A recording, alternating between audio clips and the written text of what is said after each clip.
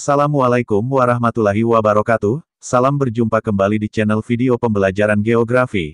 Kali ini akan kita bahas perkembangan jalur laut di Indonesia. Hingga sekarang laut berperan penting sebagai jalur perdagangan dunia. Indonesia dengan lautnya yang luas berperan penting bagi pelayaran dunia. Laut Indonesia menjadi bagian dari jalur perdagangan dan pelayaran internasional. Indonesia menjadi tempat persinggahan atau transit para pedagang. Mereka bertransaksi dengan warga lokal dan memberi keuntungan ekonomi. Posisi strategis Indonesia di antara dua benua dan dua samudera menjadi modal utama Indonesia sebagai poros maritim dunia. Kegiatan pelayaran dan perdagangan sudah lama dilakukan oleh bangsa Indonesia. Hubungan dagang dengan bangsa lain seperti Tiongkok, India, Arab, dan bangsa Eropa telah terjalin pada zaman Kerajaan Nusantara. Selat Malaka menghubungkan dunia barat dan dunia timur melalui kegiatan perdagangan. Sudah sejak lama wilayah laut Indonesia digunakan sebagai jalur perdagangan dan menjadi bagian dari poros maritim dunia. Penggunaan wilayah laut Indonesia sebagai jalur perdagangan sudah dilakukan pada masa 1. Kerajaan Nusantara 2. Masa kolonialisme Portugis dan Belanda serta 3. Masa kemerdekaan hingga kini. 1.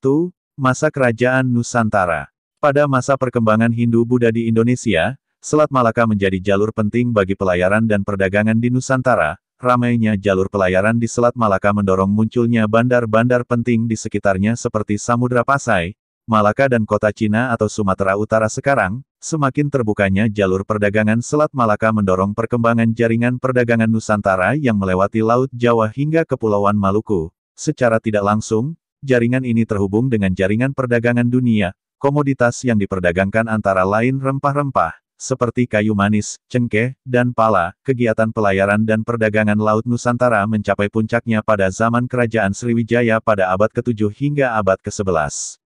Sriwijaya memiliki armada laut yang kuat. Sriwijaya berhasil mengendalikan nilai wilayah laut di sekitar Pulau Sumatera dan Jawa hingga wilayah Malaysia dan Kamboja. Kejayaan maritim Sriwijaya diakui oleh dunia. Sriwijaya menjadi makmur dari keberhasilannya menguasai jalur laut yang melintas di Selat Malaka. Jalur pelayaran Sriwijaya terhubung dengan jalur sutra dan jalur pedagang Arab. Kejayaan Kerajaan Sriwijaya kemudian diikuti oleh Kerajaan Majapahit dan kerajaan lain di Nusantara.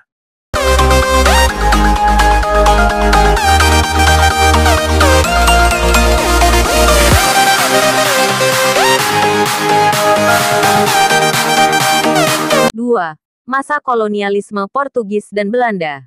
Sekitar abad ke-15 bangsa Eropa mencoba menguasai wilayah Nusantara. Ekspansi dilakukan pertama kali oleh bangsa Portugis yang mempunyai kemampuan maritim kuat. Portugis berhasil menguasai Malaka sebagai pelabuhan penting pada tahun 1512. Portugis kemudian mengambil bagian dalam konflik kerajaan. Portugis membuat perjanjian dengan Kerajaan Sunda pada tahun 1522. Kerajaan Sunda menggandeng Portugis untuk melawan Kesultanan Demak yang telah menguasai pelabuhan-pelabuhan di pantai utara Jawa.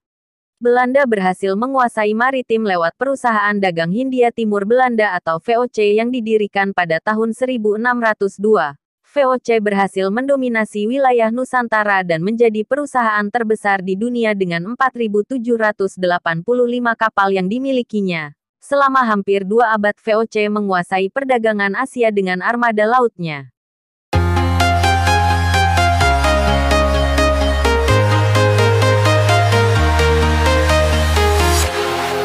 3. Masa kemerdekaan hingga kini. Indonesia memperjuangkan konsep negara kepulauan dengan mengeluarkan Deklarasi Juanda. Perjuangan ini perlu dilakukan agar tidak ada laut bebas di antara pulau-pulau di Indonesia. Konsep ini disetujui PBB dalam Konvensi Hukum Laut PBB UNCLOS 1982 yang diratifikasi dalam Undang-Undang Nomor 17 Tahun 1985. Dengan diterimanya konsep negara kepulauan, wilayah laut Indonesia bertambah luas hingga 2,5 kali. Beberapa perusahaan pelayaran niaga bermunculan. Industri maritim Indonesia juga berhasil menembus pasar dunia. Pada tahun 1980-an Indonesia menguasai kegiatan pelayaran di ASEAN. Kapal berbendera Indonesia mudah ditemui di sebagian besar pelabuhan di negara-negara Asia Tenggara. Pada masa Orde Baru dikeluarkan kebijakan pembesituan atau scrapping kapal berusia di atas 25 tahun. Kebijakan ini menyebabkan banyak kapal Indonesia dipensiunkan. Indonesia kekurangan kapal, dan industri maritim Indonesia menjadi surut. Kapal-kapal asing kemudian mengisi kekurangan jumlah kapal sehingga pelayaran asing mendominasi industri maritim Indonesia.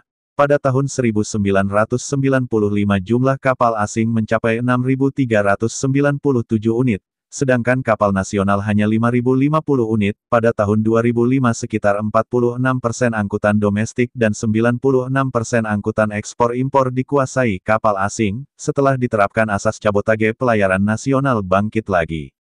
Kini, pemerintah menetapkan Indonesia sebagai poros maritim dunia. Kebijakan ini mampu menggerakkan pembangunan bidang maritim. Pemerintah terus berusaha menjadikan potensi maritim sebagai penggerak utama ekonomi nasional. Demikian kajian tentang perkembangan jalur laut di Indonesia. Pada pertemuan yang akan datang kita kaji materi alur laut Kepulauan Indonesia atau ALKI. Semangat belajar, jaga kesehatan. Wassalamualaikum warahmatullahi wabarakatuh.